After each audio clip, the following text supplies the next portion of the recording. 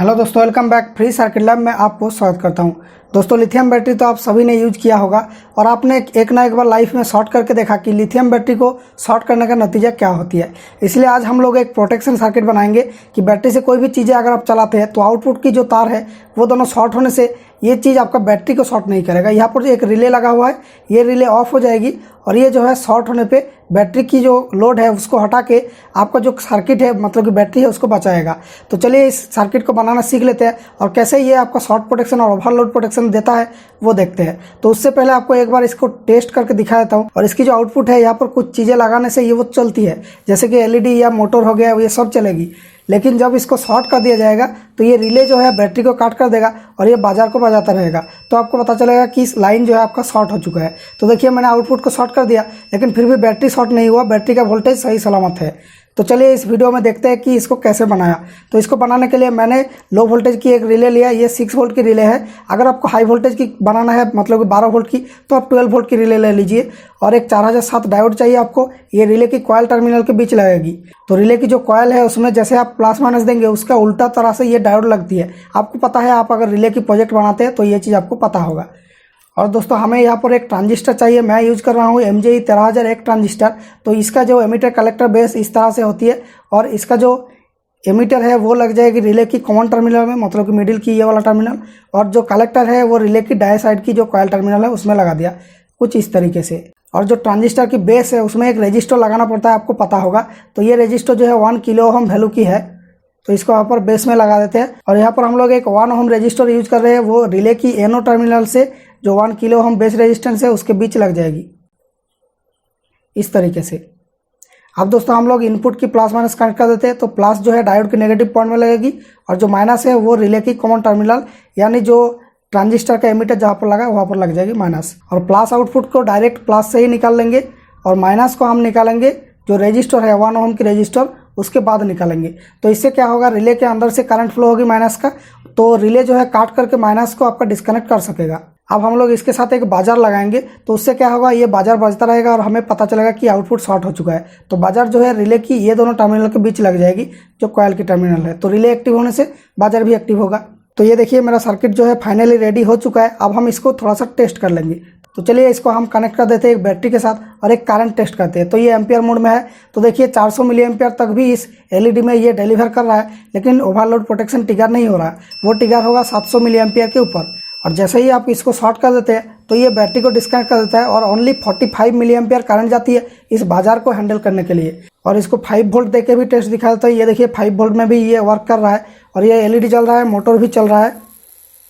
Okay, अब इसकी input voltage देखिए 5.2 वोल्ट है और आउटपुट में भी सेम वोल्टेज उतना ही मिल रहा है हमें। अब देखिए, इसको शॉर्ट करने से आउटपुट की वोल्टेज तो 0 हो जाती है, लेकिन जब हम लोग आउटपुट को शॉर्ट करके रख देते हैं तो क्या इनपुट भी हमारा शॉर्ट हो जाता है। तो देखिए यहाँ पर जो है आउटपुट शॉर्ट किया हुआ है तो आउटपुट में 0 वोल्ट और इनपुट में देखिए आपका फुल जो सप्लाई का वोल्टेज है वो उतना ही अवेलेबल है। मतलब कि इनपुट जो है आपका शॉर्ट नहीं हुआ। इनपुट में आप कोई भी एलईडी वगैरह लगाए तो ये जलने लगेगा, मतलब कि ये इनपुट को आउटपुट से डिस्कनेक्ट कर देगा। ये बात तो पक्का हो गया।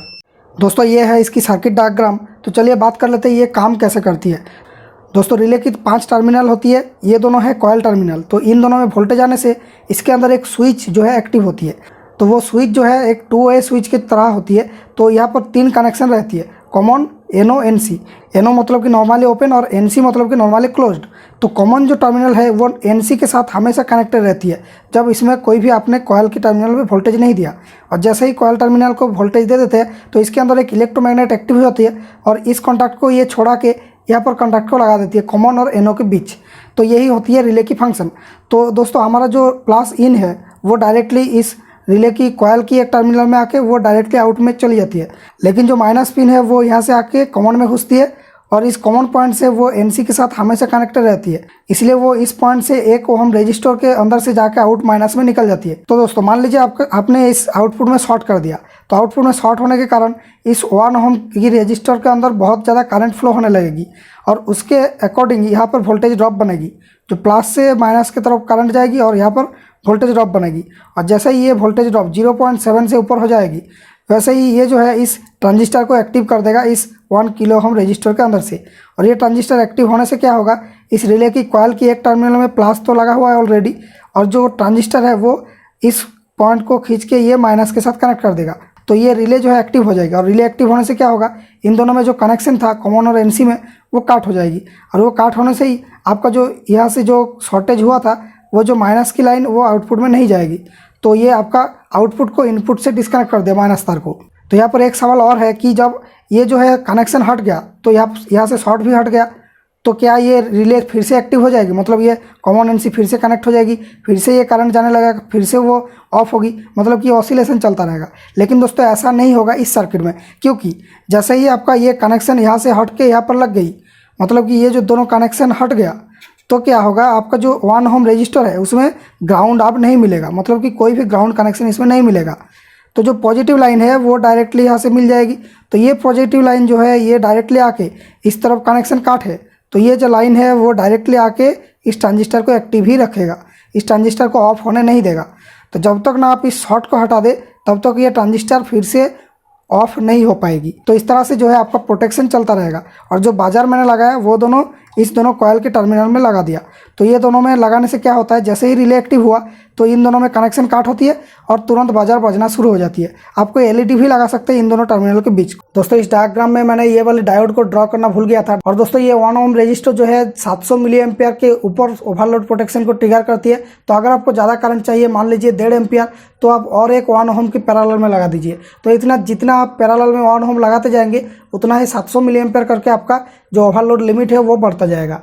तो दोस्तों ये वीडियो कैसा लगा कमेंट्स में बताएं। अगर इस तरह की इनोवेटिव आइडियाज आपको पसंद है तो इस चैनल को सब्सक्राइब करके रखना और हमारे चैनल का वीडियोज देखिए। और दोस्तों मेरा इंस्टाग्राम लिंक डिस्क्रिप्शन में दिया हुआ है, अगर बात करना है तो चले आना, फॉलो कर लेना। दोस्तों thank you for watching, see you in my next video with fresh and new idea.